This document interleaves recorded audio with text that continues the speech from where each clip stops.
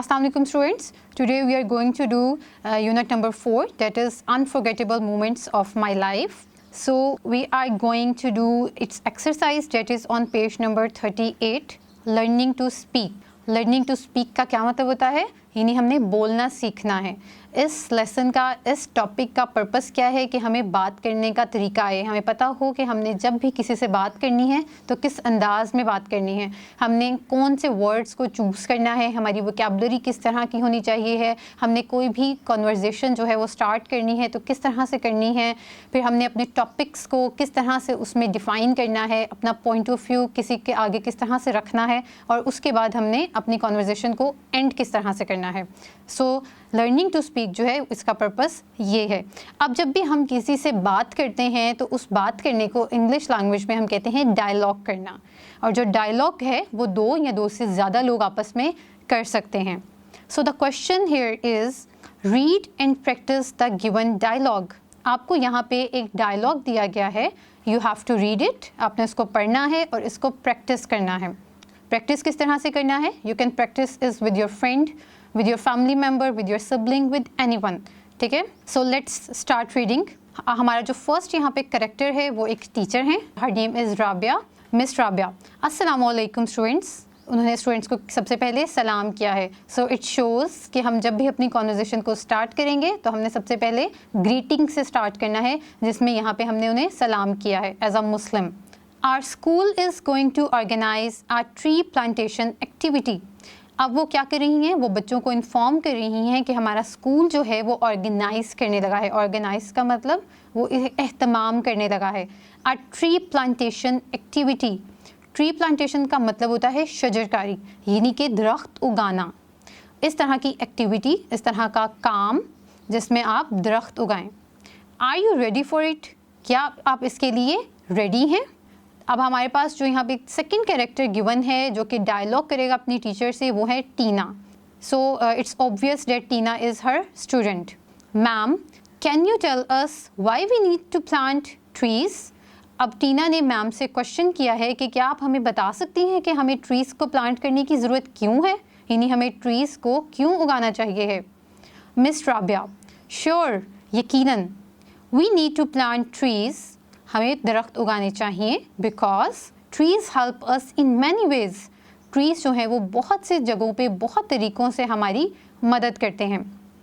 They provide oxygen, control level of carbon dioxide in the air, help to maintain the ecological balance, provide home to birds and prevent soil erosion.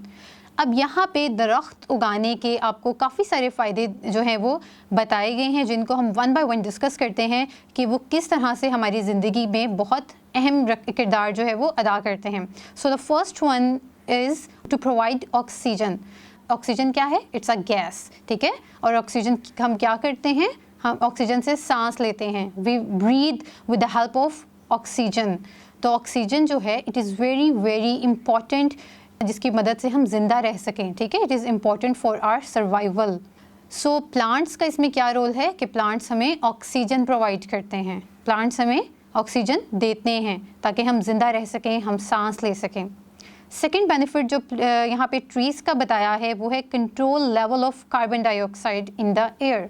अब अगर आप नहीं जानते तो plants जो हैं उनमें एक बहुत कॉमन, एक बहुत इम्पॉर्टेंट जो है वो एक प्रोसेस हो रहा होता है, डेट इज़ फोटोसिंथेसिस। फोटोसिंथेसिस जो है उसमें क्या होता है, प्लांट्स जो हैं वो सूरज की रोशनी, पानी लेकर क्या करते हैं, हमें ऑक्सीजन देते हैं और अपने अंदर कार्बन डाइऑक्साइड जो है उसको एब्जॉर्ब कर लेते हैं।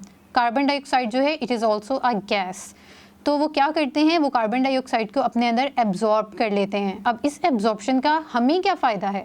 इसका हमें ये फ़ायदा है कि जब वो कार्बन डाइऑक्साइड एब्जॉर्ब करते हैं तो हमारा माहौल जो है वो साफ़ हो जाता है। हमें सांस लेने के लिए ऑक्सीजन की अपने एनवायरनमेंट में ज़्यादा ज़रूरत है, तो जब कार्बन डाइऑक्साइड को प्लांट्स अपने अंदर खींच लेंगे, वो उसको इनहेल कर लेंगे, तो हमारी एयर जो है वो क्लीन हो जाएगी, ठीक है। So it is beneficial for us. Okay, जो नेक्स्ट यहाँ पे फ़ायदा बताया गया है वो इकोलॉजिकल बैलेंस के लिए बताया गया है। इकोलॉजिकल बैलेंस का मतलब होता है माहौलियाती तवाज़ुन। अब इकोलॉजिकल बैलेंस जो है वो किस तरह से होता है? ये इस तरह से होता है कि जब प्लांट्स जो हैं वो ऑक्सीजन हमें दे रहे हैं, कार्बन डाइऑक्साइड निकाल रहे हैं, तो हमारी एयर जो है वो प्योरीफाई हो जाएगी। ठीक है, हमारी एयर प्योरीफाई हो जाएगी, वो साफ़ हो जाएगी, जो आपकी पोल्यूटेंट्स हैं वो उनको कम करेगी, ये पूरे हमारे इन्वायरमेंट को रेगुलेट करेगी। ठीक है, तो इट इज़ वेरी इम्पॉर्टेंट ताकि हमारा माहौल जो है वो सारा साफ़ सुथरा रहे। Next one is provide home to birds. It is very important. Plants जो हैं वहाँ पे परिंदे अपना घर बनाते हैं। ये नहीं, हमने देखा कि प्लांट्स को जो परिंदे हैं वो अपना हैबिटेट के तौर पे इस्तेमाल कर सकते हैं। हैबिटेट क्या होता है? रहने की जगह। तो खाली परिंदे नहीं, बहुत सारे इंसेक्ट्स यानी कि हशरात जो हैं वो भी प्लांट्स को अपने हैबिटेट के तौर पे इस्तेमाल करते हैं। This is also benefit of tree. ठीक है, and the last one that is mentioned here is soil erosion. soil erosion का मतलब होता है आपकी मिट्टी, आपकी ज़मीनी कटाव। अब ज़मीनी कटाव जो है वो क्या होता है और वो क्यों होता है? ज़मीनी कटाव का मतलब ये होता है कि आपकी ज़मीन की जो अपर सरफेस है, जो अपर लेयर है, वो वहाँ से हिल जाए, वो हट जाए। अब ये किस तरह से हो सकता है? ये बहुत ज़्यादा हैवी रेन से हो सकता है, या ये बहुत ज़्यादा तेज़ आंधी आने से हो सकता है, सैलाब से हो सकता है, ज़लज़ले से हो सकता है। अब यहाँ पे फिर आपके प्लांट्स का क्या रोल है कि वो सॉइल इरोजन को कंट्रोल करें? प्लांट्स का यहाँ पे ये रोल है कि प्लांट्स जो जहाँ पे भी लगाए जाते हैं, दरख्त जहाँ पे भी लगे होते हैं, उनके ज़मीन के अंदर बहुत गहरी जो हैं वो रूट्स होती हैं, जड़ें होती हैं। तो सॉइल इरोजन में जब भी ऊपर की लेयर हटेगी, कोई इस तरह का मसला होगा, तो उनकी जड़ों की वजह से वो ज़मीन मजबूत रहेगी। ठीक है, और आपकी जो फर्टाइल सॉइल है, जो आपकी एक अच्छी मिट्टी है, वो वहाँ पे मौजूद रह सकेगी, वो हमारे इकोसिस्टम को डैमेज होने से बचाएगी। ठीक है, so these were some benefits of having trees in our environment. Okay, so come to the point, that is our dialogue. So the third character that we can see here is Ehsan. Ehsan जो है वो क्या कह रहा है teacher को? Thank you ma'am, ma'am आपका बहुत शुक्रिया फॉर दिस वैल्यूएबल इंफॉर्मेशन, कि आपने हमें एक की बहुत ही कीमती इंफॉर्मेशन दी, मालूमात दी। उनकी टीचर ने रिप्लाई किया है, Miss Rabia, students let's go to the garden and plant trees. आए हम गार्डन में चलते हैं और दरख्त उगाते हैं। स्टूडेंट्स, ओके मैम, ठीक है मैम। ओके, सो ये तो थे कि प्लांट्स जो हैं वो किस तरह से हमारे लिए इम्पॉर्टेंट हैं, उनकी क्या इम्पोर्टेंस है, किस तरह से वो हमारे लिए बेनिफिशियल हैं। सो अब इसमें हमारा as a society, as a citizen, हमारा क्या रोल है कि हम भी ये काम करें, हम भी ट्रीज़ जो हैं उनको प्लांट करें, उन्हें उगाएं।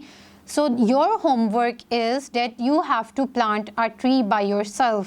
अब आप किसी भी तरह का जो ट्री है उसको प्लांट कर सकते हैं। आप जो भी आप इजीली घर में कर सकें, आप उस तरह के ट्री को घर में प्लांट करें, या बाहर रोड पे भी आप उसको अपने एरिया में प्लांट कर सकते हैं, ताकि वो हमारे माहौल को साफ़ करे और हमारे लिए अच्छा साबित हो।